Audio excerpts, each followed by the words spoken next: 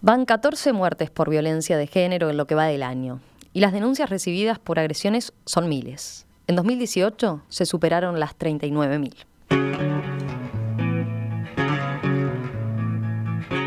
Ante cada caso que termina con la muerte de una mujer se suele interpelar al sistema, especialmente cuando el agresor contaba con denuncias previas. ¿Se pudo evitar ese asesinato? ¿La justicia brinda las respuestas adecuadas? El problema de las víctimas de violencia de género ha cobrado tal dimensión que en los últimos días ha estado presente en la campaña electoral a raíz de un planteo del candidato del Partido Nacional, Luis Lacalle Pou, que puso sobre la mesa reasignar la custodia policial de las víctimas a los agresores. En los próximos minutos les proponemos conversar de varios de estos aspectos con Andrea Tuana, que es magíster en políticas públicas de igualdad, activista y directora de la ONG El Paso. Andrea, ¿qué tal? Buenos días, bienvenida. Buenos días, muchas gracias. Bueno, a ver, es una realidad que la violencia de género se visibiliza cada vez más, ¿no? Recién decía, más de 39.000 denuncias en 2018. Este año ya se superan las 20.000. ¿Podemos seguir hablando de que existen subregistros todavía? ¿Sigue habiendo temor a denunciar? Yo creo que sí. Y eso lo podemos decir por datos de casuística, porque atendemos muchísimas mujeres adultas que están en situación de violencia y que no vienen a consultarte, pero no quieren denunciar. Entonces yo creo que sí, que todavía estamos frente a un subregistro. Los casos de abuso sexual en niños, niñas y adolescentes o de castigo físico o psicológico es un subregistro brutal. En eso realmente estamos lejísimos. Sí coincido, y desde las organizaciones sociales así lo vemos, que ha habido un trabajo muy importante que dio buenos resultados, que es justamente desnaturalizar el tema, colocarlo en la mesa y generar rutas de salida para las personas. En el 2005, 2004, cuando recién se había votado la ley anterior, la 17.514, habían unas 8.000 denuncias por año. Uh-huh. Y ahora recordemos, yo dije 39.000, ¿no? Exacto. Hoy hay unas casi 40.000. Lo que sí se mantiene es el número de femicidios. En aquella época se contabilizaban un promedio de 36 mujeres asesinadas por violencia por año, mujeres y niñas. Y bueno, nosotros hoy estamos, algunos años hemos tenido menos, pero otros hemos llegado a 30, 33, 35. Entonces eso es algo que se mantiene. Desde ese punto de vista la situación no ha cambiado. Exactamente. Pero me parece importante remarcarlo porque también estaba como la idea de que podían haber aumentado a raíz de, bueno, de que este tema se visibilizara más y que a veces el agresor se siente que más presionado y demás. O sea, decís que la situación en cantidad de muertes no cambió. Lamentablemente tampoco descendió en ningún año en particular. Exacto. Quizás hubo algún periodo, yo recuerdo algún año que llegamos a 24, que puedes decir, bueno, ahí hubo un descenso significativo, pero estamos en un rango entre los 24, 30, estamos como en ese promedio. Yo lo que sí creo es que quizás los intentos de homicidio, porque si le sumás los intentos de homicidio, las cifras se disparan mucho más. Sí creo que las tobilleras han funcionado como un dispositivo muy importante para prevenir los intentos de femicidio y quizás para prevenir algún otro femicidio que por suerte no estamos lamentando. Antes de hablar de las tobilleras en particular, te propongo, repasemos los procedimientos que se siguen una vez que la mujer, sola o con la compañía de otra persona, pero resuelve denunciar una situación de violencia doméstica, ¿no? Puede denunciar en cualquier repartición policial o en una unidad especializada o incluso por la vía judicial, ¿verdad? Exactamente. Quizás lo más recomendable es que pueda ir a las unidades especializadas de violencia doméstica, que en todos los departamentos del país hay una, en Montevideo hay 4 por lo menos. También otra vía de acceso, de llegada, puede ser pasar previamente por algún servicio de atención y pedir un asesoramiento y un acompañamiento. Están las comunas mujer, el Instituto de las Mujeres, se puede ir directo a los juzgados y también el sistema de salud tiene que responder. Si una mujer está completamente desorientada, con mucho temor y no sabe qué hacer, puede recurrir a su médico de medicina general, puede recurrir al equipo de violencia de su mutualista o de salud pública, plantear su situación y que allí se le asesore. ¿Cómo sigue el procedimiento una vez que se hace la denuncia? Bueno, lo que debe suceder es que siempre todas las denuncias sean elevadas inmediatamente, puestas en conocimiento del juez especializado de protección, que es el de familia, y también ser comunicadas a la Fiscalía. El juez de protección, el juez de familia especializada, tiene que tomar medidas. Si ve que es un caso urgente, tiene que tomar medidas inmediatas de protección y fijar audiencia lo antes posible. Si es al día siguiente, mejor, porque ahí hay que valorar si se necesita una tobillera, bueno, todo lo que se necesite. ¿Pero eso se determina en la audiencia recién? El tema de la tobillera, entiendo que sí. Que se determina en la audiencia. Lo que sí se puede determinar en el momento que la persona llega es una custodia policial, en el caso de que sea de altísimo riesgo. Se puede también generar una coordinación con algún sistema de respuesta del Instituto Nacional de las Mujeres, que tiene una casa de breve estadía, que tiene algún servicio inmediato de protección, o determinar las medidas cautelares, ¿no? Las medidas cautelares es hoy por hoy la herramienta que más se utilizan desde la justicia. Sí, las medidas cautelares. Recordemos en qué consisten, ¿no? Sobre todo es la previsión de acercamiento a la víctima, de comunicación de ningún tipo. De ningún tipo. Y es importante decir que no es ilegal poner medidas recíprocas, que hay algunos jueces que todavía lo siguen haciendo, porque son medidas de protección. Tú proteges a la víctima, tú le prohibís al agresor que no se puede acercar a esa persona a más de 500 metros, que no la puede llamar, no le puede mandar mensajes, hostigarla de ninguna forma. Pero decís que hay todavía jueces que siguen tomando medidas recíprocas, sí. Que la víctima no puede acercarse también. Exactamente. Eso porque es la idea esa de la víctima recae y que después vuelve una relación, ella misma la mujer intenta volver a esa relación. Mira, yo he escuchado argumentos disparatados de toda naturaleza, desde que los dos son víctimas, entonces hay que ponerle medidas a los dos, a que tenemos que prohibirle a la señora que provoque al señor y se le acerque, porque las mujeres también lo hacen, o las víctimas también lo hacen, realmente argumentos disparatados, lo que denota una falta de capacitación y de formación y de sensibilidad y compromiso en algunos operadores, ¿no? Hay otros que realmente trabajan excelentemente bien dentro del sistema. Y eso se ha avanzado, se supone, en los últimos años, ¿no? En lo que tiene que ver con concientización del tema. Bueno, se ha avanzado, pero también a fuerza de ciertas presiones, porque muchas organizaciones sociales hemos tenido que presentar una petición ante la Suprema Corte de Justicia, una petición firmada por más de 100 organizaciones, donde justamente se le informaba a la Suprema Corte de Justicia los disparates que hacían los jueces. Entre esas cosas, tomar medidas recíprocas, no tomar ninguna medida de protección sin ningún fundamento, no fijar audiencias en tiempo y forma, en fin, múltiples. Entonces, quiero decir, hay mayor sensibilización, pero también hay cierta falta del sistema, la Suprema Corte de Justicia, de darle priorización a este tema y realmente comprometerse con este tema. ¿Y qué respuesta tuvieron cuando lo plantearon estos aspectos? Esa, fue una respuesta que no podía evadirse. La Suprema Corte de Justicia hizo su propia investigación interna y finalmente sacó una acordada en donde se prohibía tomar medidas recíprocas, se instaba que los jueces debían fundar sus decisiones, etcétera. O sea, eso tuvo un resultado positivo, ¿no? Hablábamos del tema de los tiempos, ¿no? Que en estos casos a veces es tan determinante y tan importante actuar con celeridad.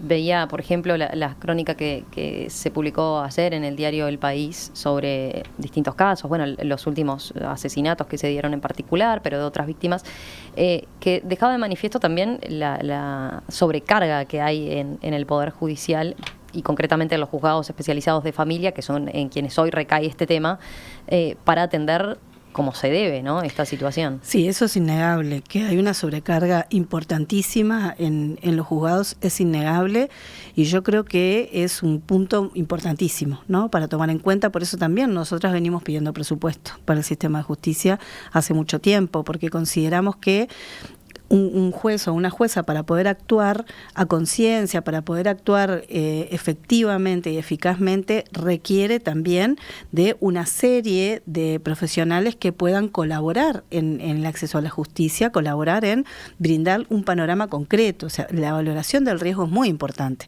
para poder tomar las medidas. Claro, lo que pasa es que estoy pensando, no necesariamente tienen los elementos como para evaluarlo en ese primer momento, ¿no? Cuando tienen tantas tareas y claro, y de por medio está justamente el relato de la víctima y en cuestión de un ratito, con ese relato, tienen que hacerse una composición de escena y de escenario. Sí, la primera comunicación cuando la víctima llega a la unidad policial es de la policía, pero también entre lo que la policía transmite está lo que el juez interpreta, y ahí hay muchos ruidos en la comunicación. A veces hay ruidos en que la policía no siempre transmite, ni tampoco cuenta con todos los elementos para transmitir la gravedad o el riesgo de la situación.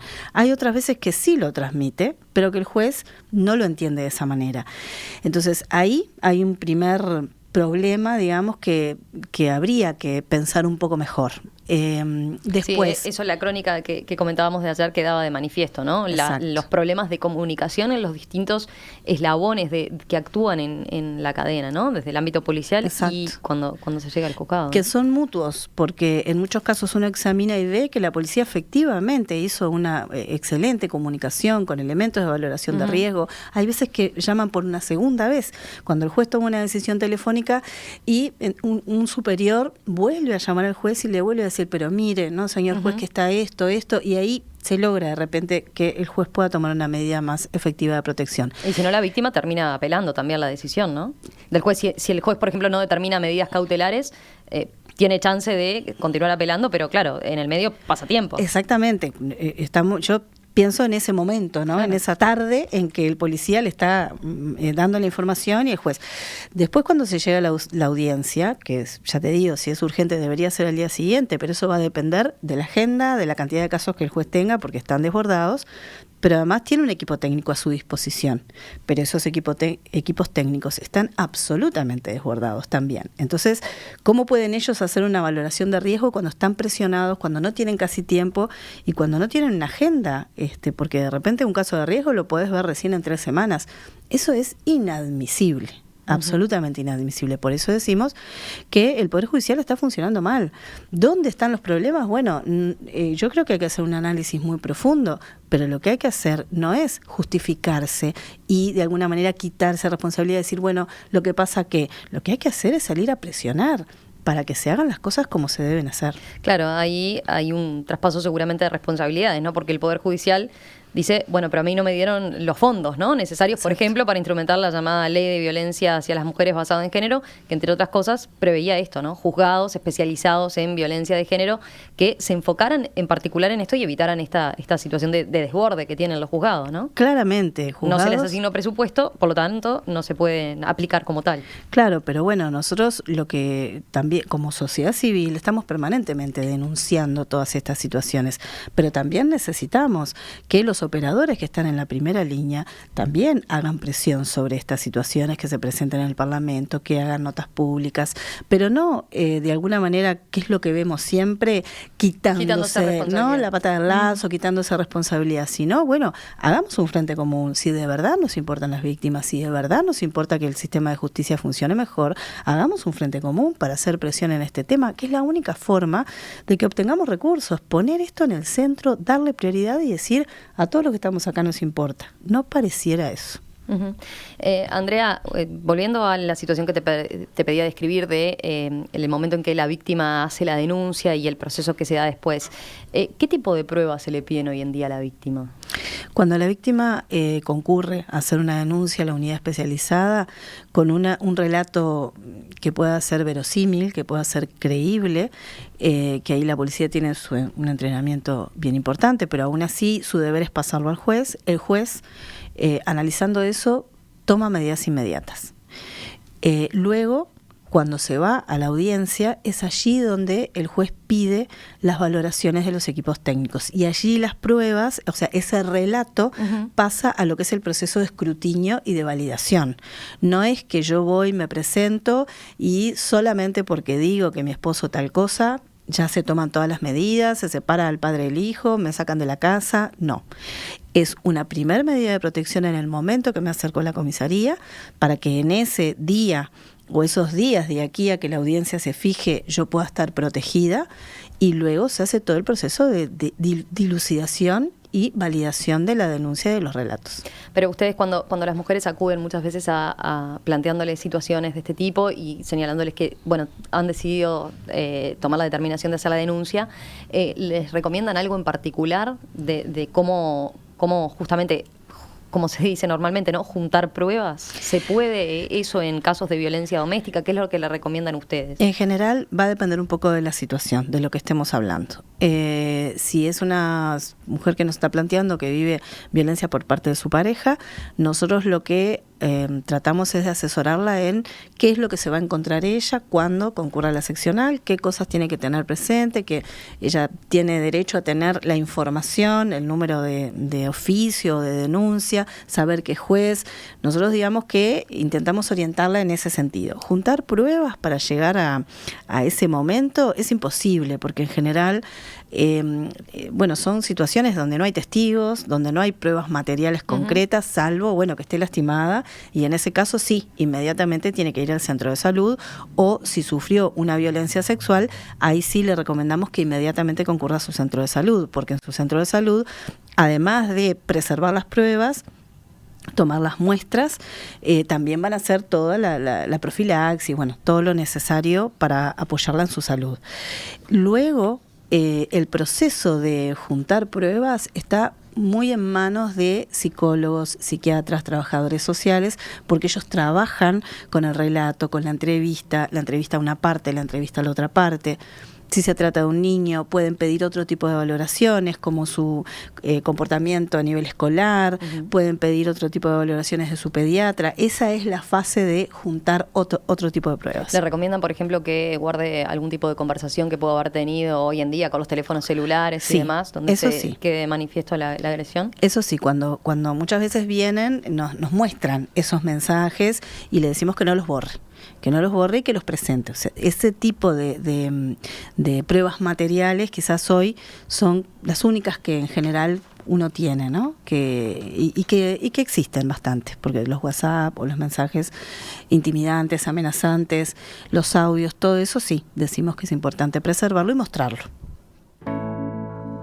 Hacemos una breve pausa y enseguida continuamos conversando con Andrea Tuana, licenciada en Trabajo Social, es magíster en Políticas Públicas de Igualdad, activista en Derechos Humanos de Mujeres, Niñas, Niños y Adolescentes y Personas Trans y directora de la ONG El Paso. Este año ya van 14 asesinatos de mujeres por violencia doméstica o de género. Ante cada caso, ustedes saben, se suele interpelar la respuesta que brinda el sistema a las víctimas que denunciaron la situación.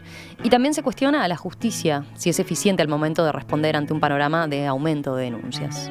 El tema ahora ha cobrado tal dimensión que incluso en los últimos días se ha instalado en la campaña electoral. Hoy estamos conversando de varios de estos aspectos en nuestra entrevista central con Andrea Tuana, que es magíster en Políticas Públicas de Igualdad, activista y directora de la ONG El Paso.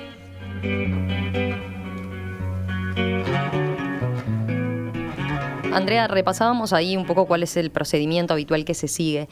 Me quedaba pendiente una pregunta, que es, cuando la mujer sale de la comisaría, más allá de que se determinen medidas cautelares de la comisaría o del juzgado si hizo la denuncia ahí, más allá de que el juez efectivamente determine las medidas cautelares, ¿se va con algún tipo de protección en el momento en que sale? Y en general no. En general lo que se hace es poner la medida cautelar. En la gran mayoría de los casos, o en una buena cantidad de casos, esas medidas cautelares se cumplen, porque las personas que son violentas, a veces cuando se pone un primer límite, cumplen funciona la medida cautelar. El problema es en aquellos casos que se transgreden, que la persona no cumple, y luego en los casos más graves, donde además de no cumplir, terminan en un intento de homicidio o finalmente matando. Entonces, en general, el juez telefónicamente, la medida más común que pone es la medida cautelar, que es correctísimo. ¿Y al agresor se le comunica inmediatamente? Sí. Debería. Si está ubicable, digamos, se le debería comunicar inmediatamente, y a su vez, si no está ubicable, se lo debería salir a buscar. Que eso no siempre es tan así. En la ley 17.514, los jueces de familia especializados también tenían la potestad de poner en prisión durante 24 o 48 horas a esa persona violenta. Esa es una medida que no se usa tanto y que también nos preguntamos por qué no se usa tanto. En vez de dar una custodia, que es todo un problema para la víctima, perfectamente se puede ir a ubicar a ese agresor y sabes que durante 24 o hasta 48 horas puede estar preso hasta que se fije la audiencia. Hoy hay una discusión y los fiscales dicen que no, que los jueces no tienen esa potestad, porque ahora esa potestad es de la fiscalía, pero en realidad si uno lee, yo que no soy abogada y leo la ley 17.514, ahí dice que el juez de familia tiene esa posibilidad. Entonces yo me pregunto, ¿por qué los jueces no usan esa posibilidad? ¿Por qué los jueces no determinan, dejan a la mujer allí en la seccional policial y que la policía salga a dar vuelta a la ciudad a encontrar a ese agresor cuando hay elementos de riesgo y los pone presos durante 48 horas? Ahí no necesitamos custodia policial, no corremos el riesgo de que este señor cometa un disparate, digamos, un femicidio. Eso se hace prácticamente muy poco. Yo creo que es una pregunta que hay que hacerle a los jueces y que la contesten a conciencia y no tirando, ¿no?, su responsabilidad que lo haga la Fiscalía, porque en la ley 17.514 lo habilita. Uh-huh. Luego también, si es un caso de extremo riesgo, se puede ir con una custodia policial. De hecho, ha pasado. Hubieron algunos casos tremendos, como el caso de Salto, que la señora se va con 2 custodias y el señor la mata a ella y también a la custodia. Bueno, pero cuanto más seguro hubiese estado y cuánto pudiéramos haber prevenido en ese caso si la policía lo hubiese agarrado y lo hubiese llevado preso, como lo dispone la ley. Y luego también tenemos la posibilidad de, pero eso hay que hacerlo en general con mayor coordinación, una casa de breve estadía, que es una respuesta de protección que tiene el Instituto Nacional de las Mujeres, que es un lugar que la dirección no está, digamos, pública. Uh-huh. Y la mujer ingresa a ese lugar, no puede salir, obviamente si se quiere ir se va a ir, pero el acuerdo es que no sale, que se queda ahí adentro, hasta que se tomen las primeras medidas luego en la audiencia en la justicia. Pero el problema que tenemos con esa respuesta es que está totalmente topeada, ¿no? Entonces no siempre encontramos lugares para eso. Uh-huh. Entonces tenemos ahí una serie de recursos para apelar, pero bueno, siempre está la dificultad de que no siempre hay, ¿no?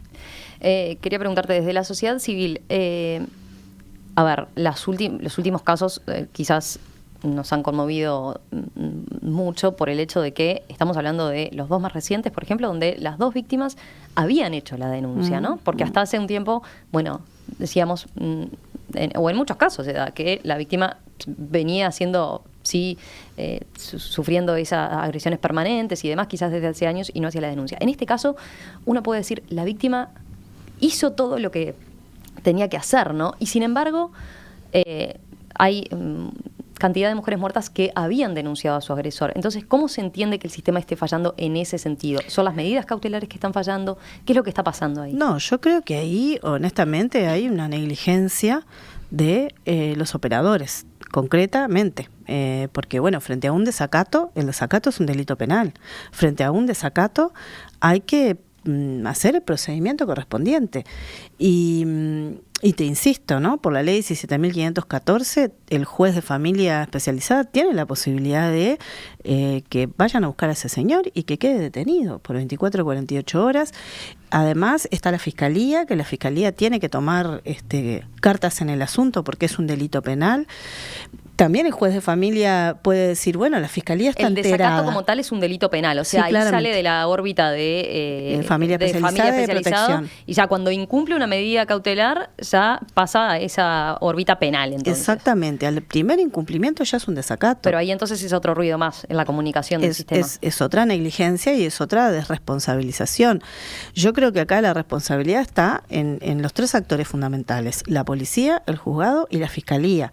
Porque bueno, si la señora denuncia a la policía y la policía no eleva ese desacato, ya es la primera falla. Si la policía eleva al juzgado de familia especializada, el juzgado de familia especializada y a la Fiscalía, porque corresponde a la Fiscalía, bueno, la Fiscalía tiene que actuar.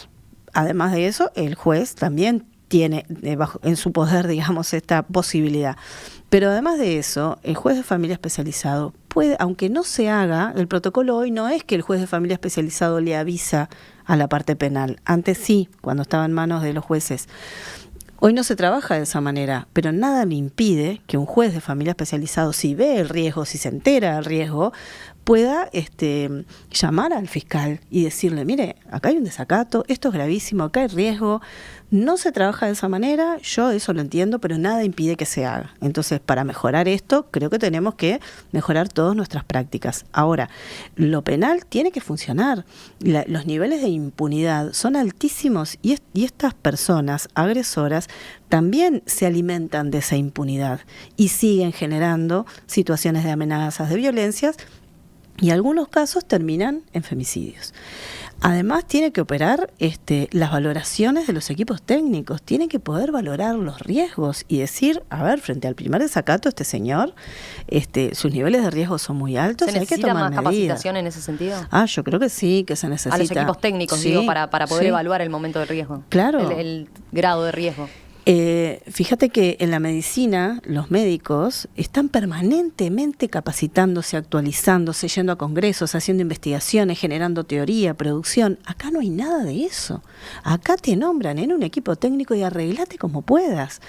Eso es un disparate para uno de los problemas que está afectando de una manera tremenda a las mujeres y a los niños, niñas y adolescentes de este país. Entonces, ¿cómo no estamos mandando a los equipos técnicos a seguir formándose, capacitándose, a generar investigaciones, a ir a conocer experiencias de otros países, a generar simposios para discutir dónde están los nudos y las fallas? Nada de eso se hace en este país, porque evidentemente sigue siendo un problema de segunda. Uh-huh. Ese es uno de los puntos centrales. Una puntualización. Respecto a las medidas cautelares, ¿qué tipo de control hay detrás de las medidas cautelares? ¿Solo ante una situación en que la víctima avise que vio al agresor, que se está incumpliendo la medida?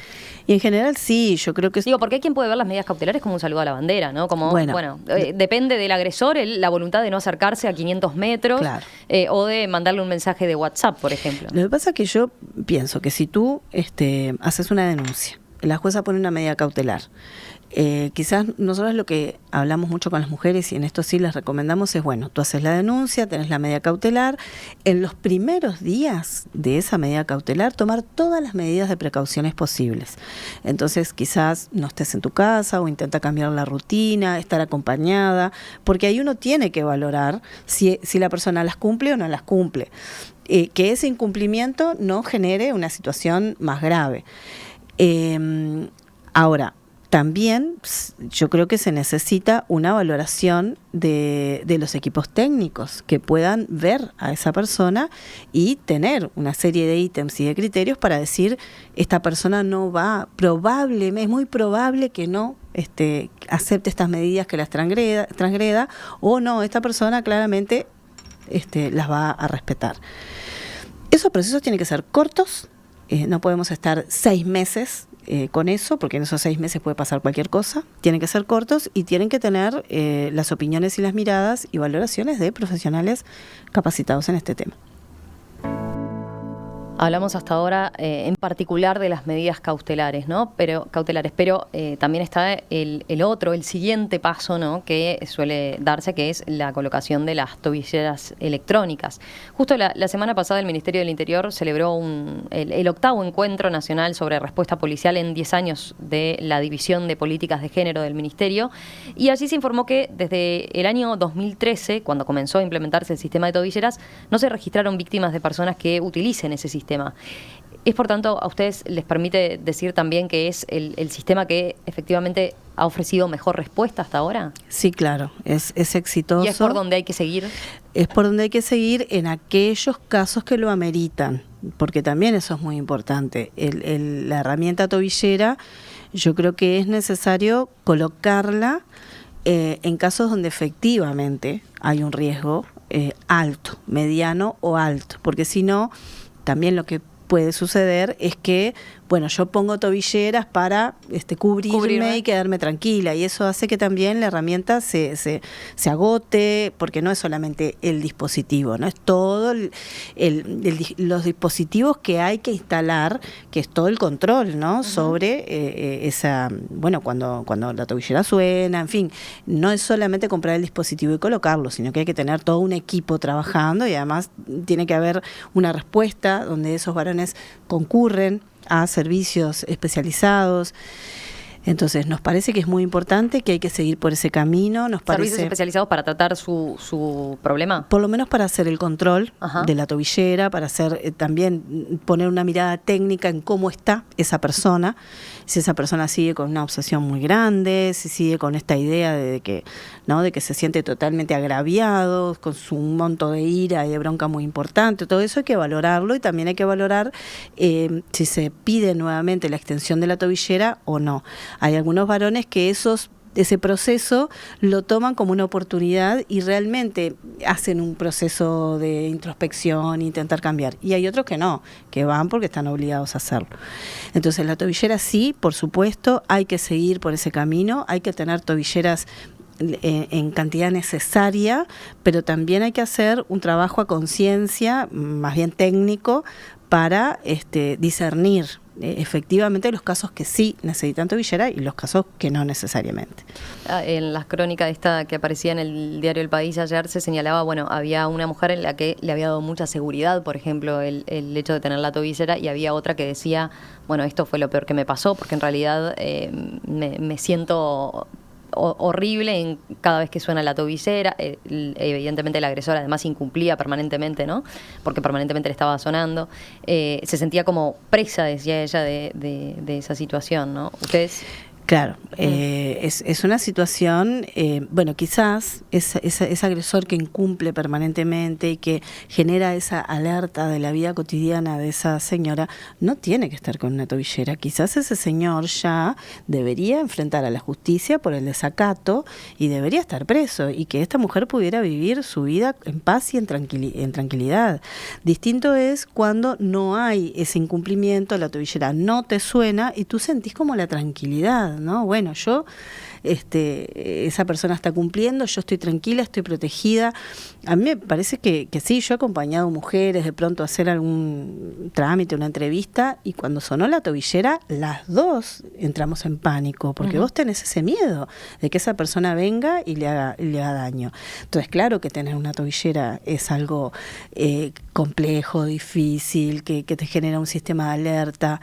Pero si vos ves que la otra persona no incumple, te sentís protegida. Ahora, si el incumplimiento es continuo, claro, vos te sentís en riesgo permanentemente. Estás tranquila viendo una fiesta de fin de año de tus hijos y te empieza a sonar la tobillera, vos estás en el colegio, imagínate la situación. Para los propios hijos también, ¿no? Que suene la tobillera, saber que...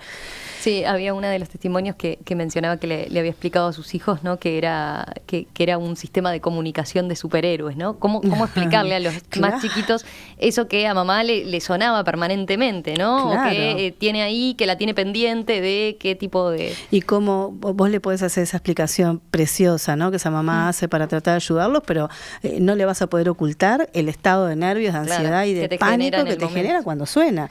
Entonces es una medida que es buena, que es importante, pero tiene que ser para los casos que realmente lo ameriten, y aquellos que incumplen tienen que enfrentar la justicia penal. En el presente hay 700 parejas que están monitoreadas con el sistema de tobilleras. Siempre se habla de que no son suficientes nunca, ¿no?, por más que ahora se extendió el sistema a todo el país. Pero también hay un aspecto que se ha discutido en los últimos días, es en qué circunstancias se determina el cese del monitoreo con la tobillera, ¿no? ¿Ustedes tienen recabado experiencia en casos donde se haya dejado de usar la tobillera, qué es lo que pasa en esa relación? ¿Cómo sigue la situación respecto a la víctima y el agresor? Es muy variable, depende mucho. Hay situaciones en las que termina la tobillera y la pareja retoma el vínculo. Hay situaciones en las que termina la tobillera y se tiene que pedir una extensión. Hay otras en que termina la tobillera y cada uno sigue, digamos, su propio camino y no se generan más situaciones. Y hay otras que la pelea y la violencia sigue en los juzgados de familia cuando se trata de los niños. Entonces, la tobillera funcionó para poner protección, para generar protección, funcionó para que pasara ese tiempo y se pudiera hacer un trabajo en donde el nivel de riesgo bajara, pero toda la situación de violencia se mantiene, la expareja sigue separada, y entonces se pasa al terreno de los juzgados de familia toda la violencia. Entonces allí se empiezan a pelear la tenencia, se empiezan a hacer acusaciones, a tratar de generar cualquier tipo de represalia de ese violento con su expareja. Yo tengo un caso en este momento en donde el señor no tuvo tobilleras, tuvo medida cautelar, es un señor muy violento, y cuando se le terminó la medida cautelar, que digamos le daba protección no solamente a ella, sino a su hija de 5 años, él solicitó las visitas, empezó a tener visitas y a los 15 días se presentó en una comisaría diciendo que la mamá violentaba a la hija, y le sacaron la niña a la mamá. Hasta hace 8 meses que esta mamá está peleando que su niña pueda volver con ella. Y este señor, bueno, fue la venganza y la represalia que tomó con su expareja, fue esta, ¿no? O sea, le pegó donde más le dolía. Y esta señora dice, si me hubiera matado, quizás no sería algo tan duro y tan violento como lo que me está haciendo ahora, que me arrancó a mi hija, ¿no? Seguimos en la entrevista central conversando con Andrea Tuana, que es magíster en políticas públicas de igualdad, es activista y directora de la ONG El Paso, es licenciado en trabajo social por la Universidad de la República, y con ella estamos hablando del tema de la violencia de género a raíz de los últimos casos de femicidios que se dieron en nuestro país y cómo el tema se ha instalado en la campaña. Andrea, te traslado algún mensaje de los oyentes. Por ejemplo, hay varios que van por este lado. Sobre las denuncias falsas no van a hablar, ¿no hay protección alguna para el que recibe ni pena para la que la realiza? Las denuncias falsas no son un problema en nuestro país. Primero que nada, hacer una denuncia falsa sobre violencia de género no es algo sencillo. Hay que ser muy hábil declarante para poder pasar por toda la instancia judicial, que muchas veces tú llegas a la seccional y tenés que declarar más de una vez esa situación de violencia que tú decís que está sucediendo. Después tenés que hacer la declaración en el juzgado, después tenés que someterte a las pericias. Entonces no es tan sencillo ni tan fácil como se dice habitualmente. Cualquier mujer va a la comisaría, dice a mí me ejercen violencia e inmediatamente sacan al señor de la casa o incluso le sacan la tenencia de los hijos. Entonces me parece que eso es un mito que evidentemente quienes lo están creando y lo están difundiendo son los propios violentos, que lo que pretenden es justamente, ¿no?, que este tema vuelva a donde estaba antes, que es al oscurantismo y a que esto no se pueda visualizar. Yo entiendo que pueden haber situaciones particulares. Quizás alguno de esos oyentes es el que está mandando el mensaje, en donde sí efectivamente esté sufriendo una situación de agravio falso, de denuncia falsa, como pueden haber tantos rapiñeros y ladrones que hoy están presos y son inocentes, ¿no? Eso sucede en cualquier sistema, pero este sistema da las garantías para que eso quede de manifiesto y puesto sobre la mesa. Lo que pasa, insisto, es que este argumento es el argumento que utilizan las personas que sí ejercen violencia, que sí han ejercido abusos sexuales y que la justicia tiene medidas cautelares, medidas de protección, les ha quitado la tenencia, no les permite las visitas y bueno, las personas que hacen, y bueno, públicamente intentar generar una idea de que en este país las denuncias falsas son en cantidades industriales y que cualquiera le puede pasar esto. Uh-huh. Hablamos ya de las medidas cautelares, hablamos de las tobilleras como herramienta que se está utilizando. Nos queda hablar de la custodia policial en particular. Ustedes saben que la justicia suele resolver custodia policial de la víctima cuando entiende que su vida corre peligro, es un caso extremadamente grave, y a su vez también cuando no dispone de tobilleras, ¿no? Si bien, bueno, puede ser una solución al problema, en ocasiones también la presencia del efectivo policial suele afectar la vida de la mujer custodiada, ¿no? Estamos hablando de que va a su lugar de trabajo con la custodia, en el relacionamiento con la familia incluso, ¿no? Estamos hablando de hogares a veces donde los chicos tienen que vivir esa situación ahí con los efectivos policiales. En fin, ¿cómo se aborda esta circunstancia? ¿Qué evaluación hacen ustedes de lo que es el sistema de custodia policial como tal? Nosotros consideramos que la custodia policial no debe ser una herramienta que se utilice para abordar los problemas de la violencia basada en género o de la violencia hacia la infancia y adolescencia. Obviamente de que si tú no tenés nada y lo único que el sistema te ofrece son 2 policías que te acompañan en la vida, bueno, quizá una se agarra a un cable pelado, ¿no? Cuando siente que su vida está en riesgo. Ahora, el problema no es la custodia, el problema es que el sistema hoy esté ofreciendo la custodia para resolver esto. Es como que te diga, bueno, para tratar un problema de salud que se puede tratar ambulatoriamente con determinados antibióticos, te diga, mira, lo único que tengo es el CTI. Bueno, está, yo qué sé, me voy al CTI. Ahora, no es lo necesario, porque además en el CTI te puedes agarrar una infección intrahospitalaria, complicar mucho tu vida, ¿no? Además de que estás aislado, etcétera. Digo, para hacer una comparación entendible. Entonces, me parece que acá, primero, si hay alto riesgo, tenemos la tobillera. Si hay delito penal, hay desacato, incumplimiento, o en la propia denuncia, porque cuando vos le vas a poner una tobillera a alguien, vos valoraste el riesgo. ¿Por qué valoraste el riesgo? No porque vos veas el futuro, sino por las conductas que ya hizo esa persona, por la escalada de violencia. O sea, hay que estudiar en esto, hay que manejar la teoría.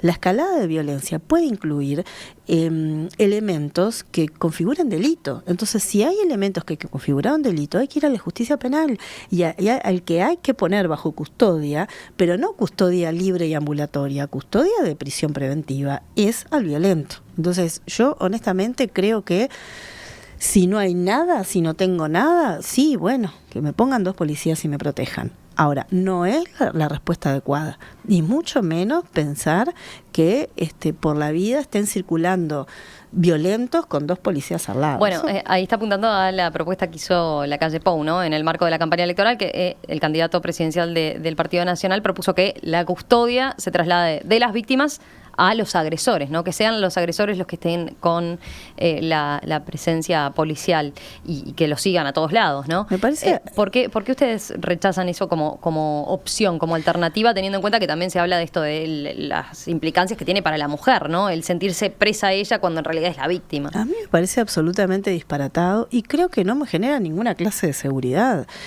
Imagínate que mañana nos propongan, yo qué sé, que un asesino serial se le va a poner custodia policial y vos sabés que en tu ciudad va a andar un asesino serial con 2 policías de custodia. ¿Te daría garantía de seguridad? ¿Estarías tranquila tú sabiendo que quizás este hombre se les pueda escapar?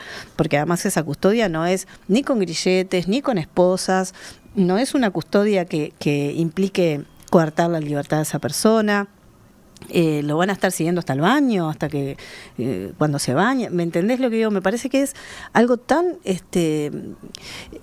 mal pensado, porque además si ese señor implica estos niveles de riesgo tan altos, es porque cometió delitos. Así que no tiene que estar con 2 policías circulando por la vida, tiene que estar custodiado de la manera que custodiamos a los delincuentes, y sobre todo a los delincuentes que además generan riesgo. La prisión preventiva, hoy Fiscalía, cuando te inicia un proceso, te pone en prisión preventiva. Todavía no se sabe si sos culpable. Tienen que abrirte el proceso, pero si la Fiscalía ve que sos un riesgo para las otras personas o que vas a destruir las pruebas o yo qué sé, te pone en prisión preventiva. Bueno, con estos señores tenemos que hacer lo mismo. Lo que pasa que yo creo que no aceptamos esto como un problema de seguridad nacional. Lo vemos como, bueno, un problema individual y personal y privado. Bueno, el asesor en seguridad del candidato nacionalista, Álvaro Garcés, concretamente explicó, hablando con El Observador, que el combate a la violencia de género es un aspecto fundamental de la gestión de la seguridad pública y que la idea tiene como foco, decía él, esta idea, cambiar el sistema intrusivo actual centralizado en la custodia de la víctima. Y según Garcés, bueno, el actual sistema tiene importantes problemas operacionales, algo que quedaba de manifiesto, y restringe la libertad de las mujeres. ¿Son puntos a tener en cuenta? Yo creo que si de verdad queremos mejorar el sistema, si de verdad entendemos que esto es un problema de seguridad nacional, compren tobilleras para los casos en donde vas a utilizar custodias policiales y para los casos en que tú pensás que hay que poner 2 policías vigilando a un señor, compre tobillera. Es un tema de inversión, pero tampoco estamos hablando de que es la gran inversión ¿no? de que se va a llevar el no sé qué porcentaje del PBI. No, tampoco estamos hablando de eso, no estamos hablando de 40.000 tobilleras. Estamos hablando de un número determinado. Entonces me parece que hablemos de lo que tenemos que hablar y no nos distraigamos con soluciones que no son soluciones y que siguen apuntando a un camino que está errado. Ni custodia para las víctimas, ni policías cuidando a un victimario que anda por la vida. La herramienta como tal, ustedes insisten, es la tobillera. Es la tobillera y la prisión preventiva. Y la prisión preventiva. Para eso no se necesitan cambios de normativa. No, para nada. para nada. Es más, la prisión preventiva es a nivel de lo penal, pero insisto que la ley 17.514 prevé la posibilidad de la detención en 24 y 48 horas, que ahí se puede hacer mucho, porque además se puede hacer una valoración en esas 48 horas de esa persona para valorar los niveles de riesgo. Y bueno, además las tobilleras, o sea, todo eso, hay normativa vigente que ampara todas esas posibilidades. Desde las organizaciones civiles, ¿cómo se paran con este tema de cara a la campaña, ¿no? Acá vemos que se instaló ahora a raíz de estos últimos y terribles casos, ¿no? Y de el comentario que hizo la calle Pou respecto a esta opción de cambiar la custodia, pero concretamente, ¿qué evaluación hacen de lo que son las políticas en materia de violencia de género, para combatir la violencia de género que se han presentado hasta ahora? O los contenidos de los programas en particular. Sí, yo creo que en general la mayoría de los programas incluye medidas para abordar estas problemáticas. Hay medidas bastante similares, homogéneas en los distintos programas, pero yo creo que lo más importante y lo fundamental en este momento es que el tema entró en la campaña. A veces a uno le da cierto temor cuando los temas entran en campaña por el manejo que se puedan hacer. Pero lo que es cierto es que del tema se está hablando, que los candidatos están hablando, que figuras relevantes del sistema político hoy están ocupándose y pensando en este problema. Eso es muy importante, es una señal importantísima para la población y es una oportunidad para poder también seguir presionando en lo que venimos presionando hace más de 30 años para que este tema gane un escalón jerárquico y de importancia central en el sistema público y en el sistema político. Andrea Tuana, magíster en Políticas Públicas de Igualdad, directora de la ONG El Paso, activista en derechos humanos de mujeres, niñas, niños y adolescentes y personas trans, licenciada en Trabajo Social por la UDELAR. Gracias por estos minutos esta mañana aquí en Perspectiva y volvemos a conversar en cualquier momento. Bueno, muchas gracias a ustedes.